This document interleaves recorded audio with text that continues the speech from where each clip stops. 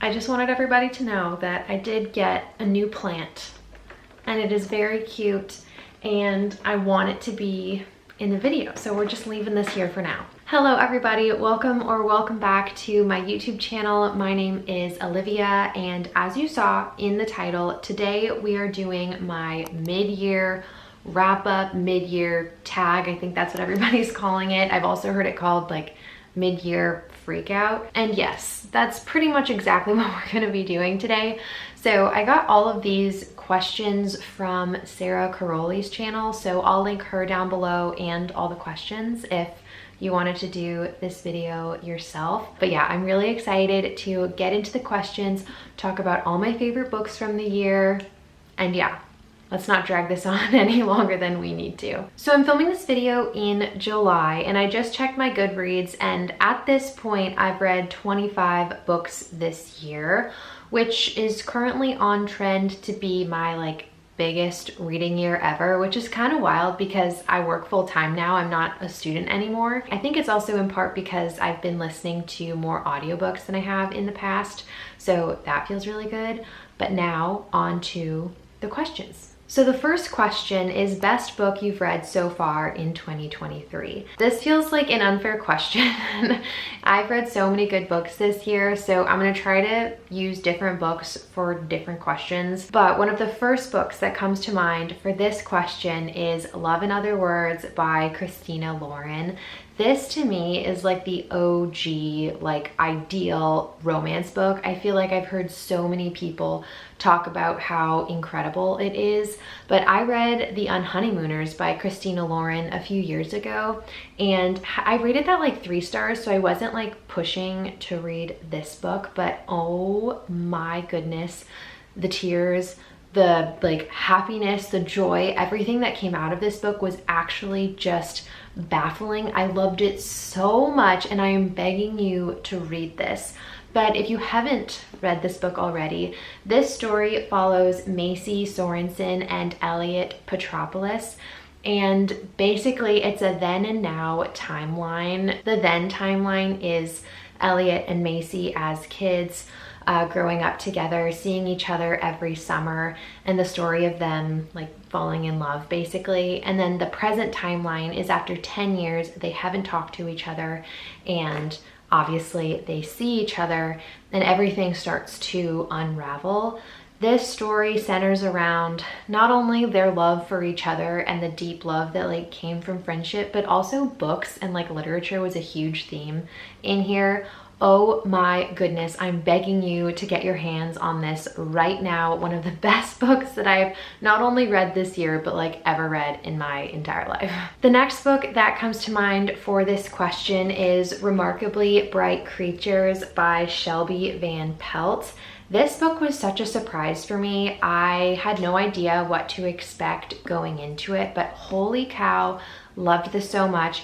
5-star, easy 5-star. Also, please go pick this up if you haven't read it yet. This book follows a woman named Tova Sullivan, and her son passed away many years previously in an accident that she's not really familiar with.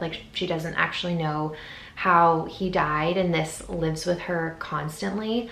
And so this book follows her evenings at the aquarium, and it's written in her perspective, but it's also written from a character who lives in the aquarium's perspective, that character being the octopus. Honestly, I have to say the octopus's name is Marcellus. I think he might be my favorite book character that I've read this year. This octopus is hilarious. Oh my god, I thought I would think that was weird reading from an animal's perspective, but I loved it. And the idea here is that Marcellus, the octopus, is somehow connected to her son.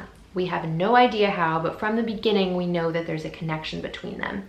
And this is such a sweet story following the relationship between Tova and her son, Tova and this octopus. There's also another POV in here, and gosh, this was just such a remarkable, incredible, beautiful story. Please go pick it up. I'm begging you. I loved it. Okay, then the last book I'm going to talk about, I'm not going to spend too much time on it because I think I do have it for another question later, is Happy Place by Emily Henry. I read this book on my Kindle, so I don't have a physical copy of it, but that book is like my top of the year. Like out of all the books here, that's definitely number one. And it's about this group of friends who each year they go to this house on the coast of Michigan. And it's a romance story that has a then and now timeline, and it's second chance romance. And it follows this couple named Harriet and Wynne. And in the then timeline, they're falling in love in college. It's so sweet, so beautiful. And in the now timeline, they've broken off their engagement. But they haven't told their friends that they broke off the engagement. So when it comes time for this trip, they fake date that they're together. They fake engaged, I guess. And I cannot stress how gorgeous the writing is. And also, something that I've said before on my channel is romance books tend to have this like suspension of disbelief, in the sense that like you kind of have to look past the things that aren't realistic about them. But this one felt so real. And I think it also helps that the characters are like my age for parts of this book, which I really connected with. But yeah, was literally sobbing in that bed. It is gorgeous. I think I've said that about all 3 books so far in this video, but please, please, please go read it. Okay, I think that's the only question that I have like 3 books listed for, so hopefully the rest of these will go a lot quicker. Okay, the next one is the best sequel that you've read in 2023. This was an easy one. I haven't read that many sequels this year, and that is A Court of Mist and Fury by Sarah J. Maas. This is the second book in the ACOTAR series. I love fantasy. Fantasy is probably my favorite or second favorite genre, dare I say. And this is like heavy fantasy, heavy romance. Ooh. Oh, and it's so high stakes. Like this book had me wrapped around its little finger, played me like a violin. I loved this book. This whole series basically takes place in a world where there are fae, like fairies, and the world is divided. There's like a wall that divides the fae people from the human people. And our book starts off, the first book in the series anyway, starts off with a girl named Feyre who's hunting a little bit too close to the fae border. And she kills this wolf. It's a fae, not a spoiler. It's just how the story starts, because she's trying to support her family as best as she can, and she gets wrapped up in this big, chaotic fae situation, and it's so good. I've talked about it so many times, so I'm not going to dive into it, but this book was a 6-star read for me this year. I loved it so much, and I'm currently reading the next one in the series. Okay, so the next question is a new release you haven't read yet but want to. This is like probably the most obvious answer I could give, but that book is The Fourth Wing by Rebecca Yarros, I think. Everyone and their mother is reading this book right now. It's like a fantasy world, and I know that there's dragons in it, and it's really high stakes, and there's romance in it. All my favorite things combined into one book. And I really want to read it, but I know that the second book is coming out soon, so I'm kind of holding off on it because I think it'd be nice to just read the first book and then go into the second one. So yeah. The next question is biggest surprise or favorite new author, debut or new to you. This one has got to be Archer's Voice by Mia Sheridan. I borrowed a copy from my sister, so I don't actually have it right now. And this book, I was just on a trip. I'd finished, the book I read before that was November 9th by Colleen Hoover. And I was traveling and didn't bring another book with me. And my sister was like, hey, you can just borrow anything off my bookshelf. So I read Archer's Voice, and I hadn't really heard that many like good things about it. But when I checked the reviews on Goodreads, it was extremely high. So I picked it up just kind of to see what it was all about. And I loved this book. Archer, oh my goodness, what a man. And the girl, is it Bree? I think her name is Bree.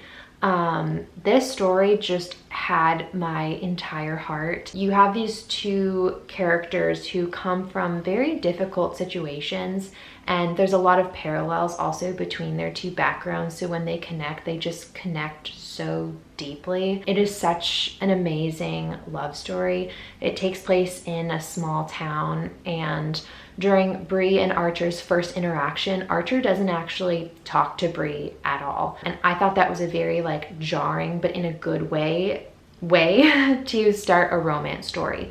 So it will definitely pull at your heartstrings. I'm definitely tempted to read more books by Mia Sheridan because of that. So yeah, that was also like a top book of the year. Highly recommend. Newest fictional crush. Gosh, this was such a hard question to answer because there were, like I said, this year I've read so many good books. I feel like in years past, like last year, I think I had one or two 5-star reads. Like it was slim pickings, but this year I've had so many. So after long and thoughtful deliberations, I have come to the conclusion that I have 2 new fictional crushes, okay? One of them, Rhysand, Will You Marry Me Right Here, Right Now. Oh my God, this man is everything. I pray that this man stays how he was in this book because I love him. I love him. And the other one has got to be Elliot Petropoulos from Love in Other Words. I, again, loved this man. So for the first time ever in my life, I'm considering taking 2 book husbands, because I just could not pick between these 2. And then Win, also from Happy Place.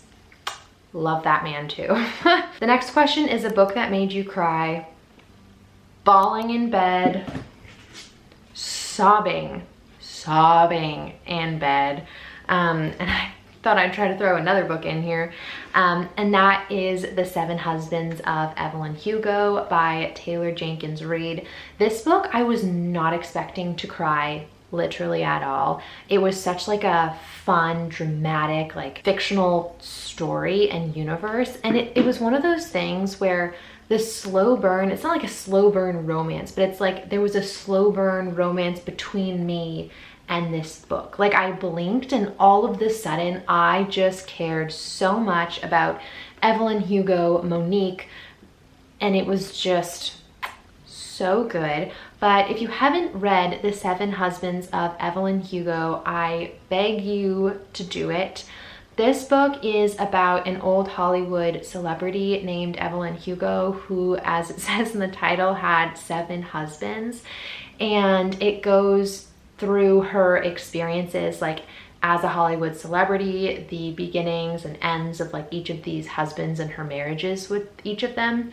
And the story is told in kind of an interview style where this girl named Monique is like a newbie at this like, I don't know, magazine or some place that interviews people.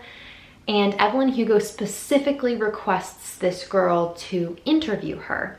And you kind of are like, well, what's the connection between these 2 people, right? And so there's a little bit of a mystery element in here.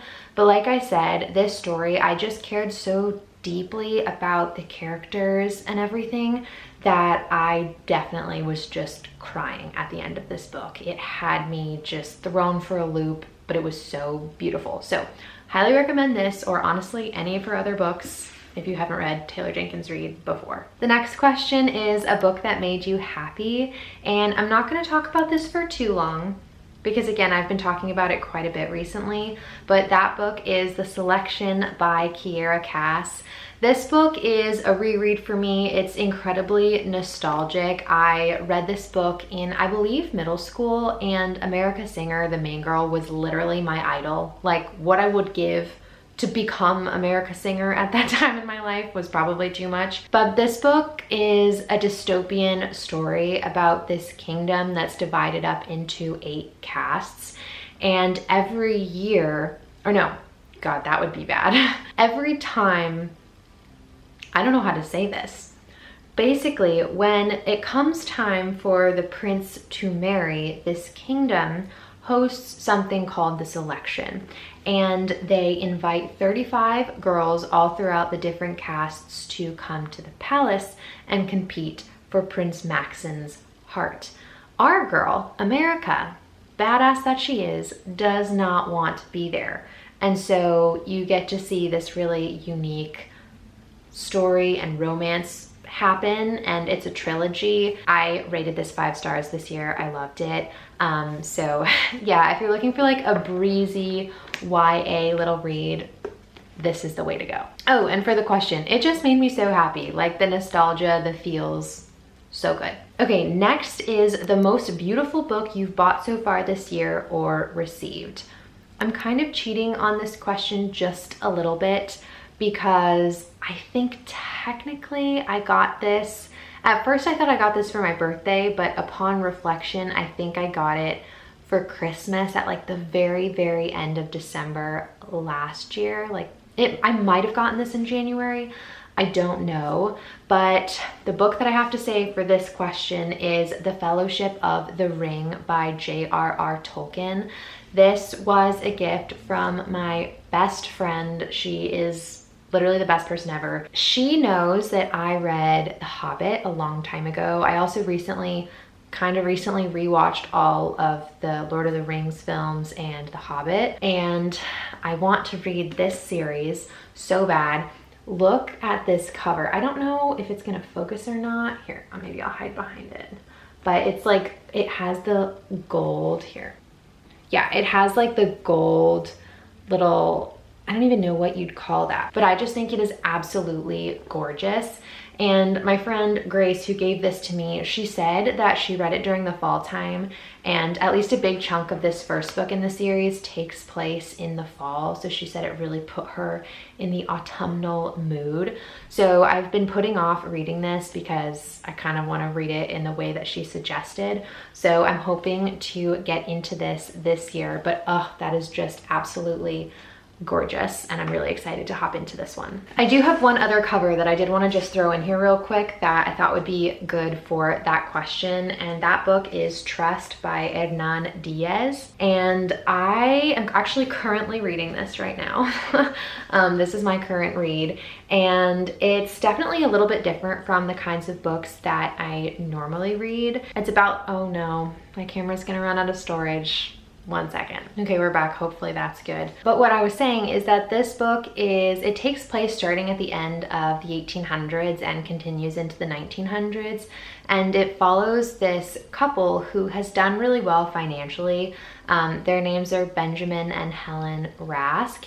And they obviously are living during the time of the economic crash that happens during 1929.